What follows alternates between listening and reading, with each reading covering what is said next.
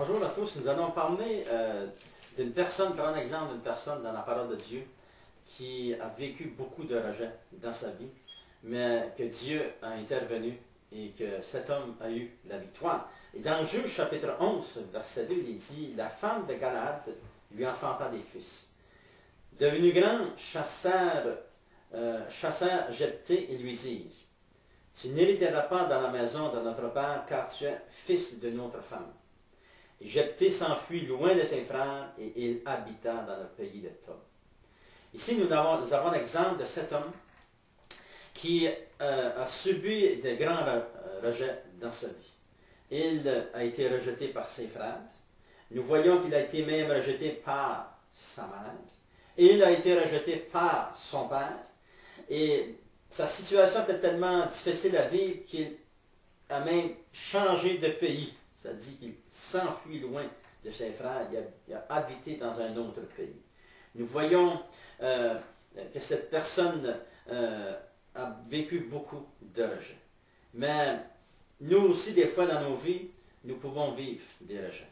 Des fois, on a pu être rejeté par nos amis, peut être rejeté par notre parenté, peut-être on a été rejeté à cause de qu'est-ce que nous croyons, peut-être rejeté à cause de notre éducation ou de notre physique. On vit toutes sortes de rejets en entour de nous. Et peut-être même nous, on a vécu des rejets. Et comment cette personne ici, dans ce texte, a-t-il reçu la victoire pour pouvoir fonctionner, ne pas toujours être dans la défaite, mais être dans la victoire, afin d'être guéri de ses rejets. Nous voyons que cet homme, il est dit dans le verset 11, il est dit qu'il, Jephthé, répéta devant l'Éternel à Mitzpah toutes les paroles qu'il avait prononcées. Première chose qu'il a fait, il s'est adressé à Dieu par rapport à cette blessure qu'il avait dans son cœur, qui avait été rejetée. Ça dit qu'il répéta devant Dieu toutes les paroles qui l'avaient blessé.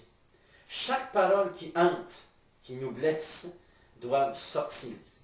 Et ces paroles, lorsqu'on les répète devant Dieu, Dieu va intervenir, il va guérir nos cœurs. Il va penser les blessures dans notre cœur, afin qu'on puisse un jour être guéri de tous ces rejets.